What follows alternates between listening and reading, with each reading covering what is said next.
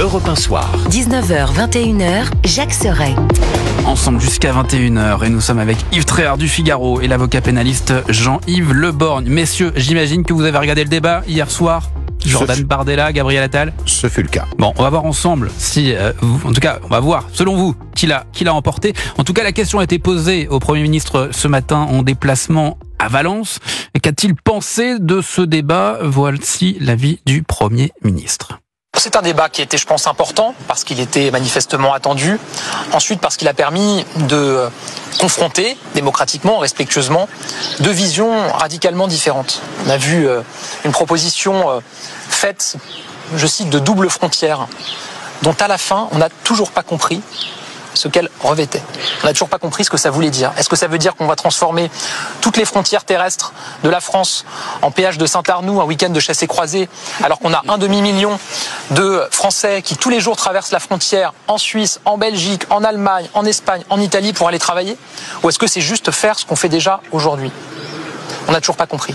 Donc les masques sont tombés et dans le contexte que nous connaissons, avec les difficultés qui traversent le monde, je crois qu'on a besoin de sérieux et de crédibilité. Pour ma part, j'ai le sentiment que le sérieux et la crédibilité sont derrière notre candidate Valérie Ayé et pas derrière ce programme du Rassemblement national. Jean-Yves Le Borgne, le Premier ministre, a l'air très satisfait, très content de lui, de sa prestation. Pour vous, qui ressort gagnant de cette confrontation qui était très attendue? Je n'ai pas le sentiment, aux propos qu'on vient d'entendre à l'instant, que le Premier ministre manifeste une autosatisfaction particulière. Il repose sa position en disant qu'il convient d'avoir des vraies propositions. Et moi, mon sentiment, c'est que Jordan Bardella est un homme qui a du talent. Mais il ne suffit pas d'avoir un talent oratoire pour plaider n'importe quoi. Et je sais de quoi je parle en disant cela. Il faut avoir quelques références un peu solides, un peu concrètes. Et mon sentiment a été que, pour en quelque sorte attraper, comme on attrape des papillons avec un outil adéquat, pour attraper l'opinion, Jordan Bardella était l'écho de certaines insatisfactions, mais pour proposer des solutions alternatives à celles que l'État met en place, va mettre en place, essaie de mettre en place, et à celles auxquelles l'Europe est confrontée, je n'ai pas eu le sentiment d'un apport particulier. C'est un grand talent que de savoir parler longtemps sans rien dire. Jean-Yves Le Borgne. Yves Tréhard, c'est vrai qu'on était resté sur la prestation de Jordan Bardella face à Valérie Ayé, il y a 15 jours, 3 semaines, il me semble. Là, on a eu le sentiment qu'il s'est retrouvé quand même, Jordan Bardella, face à un adversaire, en tout cas, plus costaud que Valérie Ayé. Déjà, c'est le Premier ministre de la France, hein. Donc heureusement qu'on est encore dans un pays où, quand on occupe cette fonction à Matignon, on a un certain talent, une certaine envergure, et en dépit de son jeune âge, parce qu'il est quand même très très jeune, il a les deux. Il a de l'envergure et du talent. Donc effectivement, c'était une autre paire de manches. On peut discuter, à mon avis, de la pertinence du débat, parce que vous opposez un candidat à une élection, mais ça on va en reparler. On va en parler dans un Premier ministre. Bon, sinon, pour moi, il y a pas photo, si vous voulez. Il y a quelqu'un qui est très à l'aise, qui connaît ses sujets par cœur. La preuve en est, c'est qu'il n'a pas de notes, il est tout de suite de plein pied dans ses sujets, et en face de lui, il a un jeune homme, encore plus jeune que lui d'ailleurs. Oui, c'est ça, 28 ans, Jordan Bardella. Qui effectivement a sans doute beaucoup de talent, mais qui maîtrise pas ses dossiers, qui met du temps. C'est un peu un diesel, j'ai trouvé, par rapport à Gabriel Attal. Après, on peut discuter de la pertinence ou pas des idées de l'un ou de l'autre, mais comme Jean-Yves Le Borgne, je trouve que, si vous voulez, il est beaucoup dans la critique, très peu dans la proposition, et dans la proposition compréhensible et efficace. Donc, je vous livre quand même un petit scoop, puisque demain, il y a un sondage dans le Figaro Odoxa, et ce sondage donne... Post-débat, dit que Gabriel Attal s'en est plutôt mieux sorti que Jordan Bardella s'en est quand même mieux sorti que Gabriel Attal.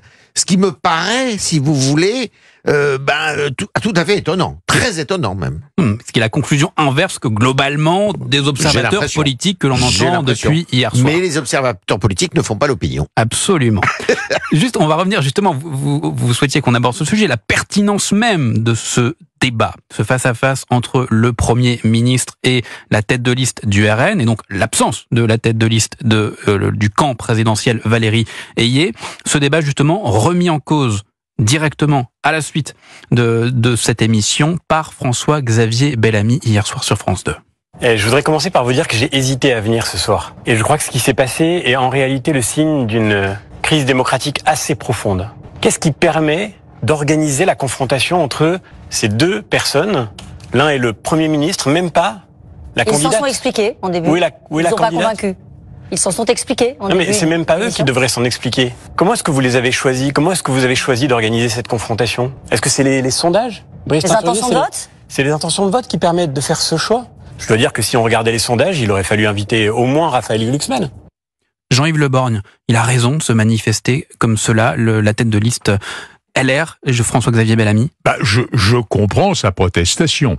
Finalement, le choix d'organiser cette émission dans une confrontation avec Gabriel Attal, qui certes est le Premier ministre, mais qui n'est pas la tête de liste du parti au nom duquel il est là, et Jordan Bardella, qui lui est tête de liste, c'est un peu une manière de dire il y a les gens sérieux, ceux qui comptent, c'est-à-dire d'un côté le RN, de l'autre côté la liste de Madame Ayé, qui passe en prime time et les autres en seconde partie. Et les autres après, on verra. On a presque le sentiment, et c'est là que je comprends cette esquisse d'irritation qui n'est pas absurde du tout de Monsieur Bellamy, à savoir que au fond vous nous avez invités parce que vous étiez obligés, mais vous auriez presque pu vous en abstenir. C'est une étonnante façon de bloquer le débat électoral. Yves Tréhard. Ah oui, je pense que François-Xavier Bellamy avait toutes les raisons de protester. Il l'a fait très calmement, avec beaucoup d'assurance et beaucoup de brio d'ailleurs, je dois dire. Et il avait tout à fait raison. Mais comment le service public a pu se laisser embarquer dans ce jeu qui à mon avis d'ailleurs risque d'être très très mal perçu par le public, qui lui-même n'est pas fou, il comprend et il sait très bien que si vous voulez, ça ne correspondait à rien cette histoire, sauf à mettre face à face deux jeunes hommes brillants certes, mais ça suffit pas. Merci beaucoup messieurs, il est bientôt 20h à suivre le journal de Maël Hassani. Je vous rappelle que nous sommes ensemble jusqu'à 21h.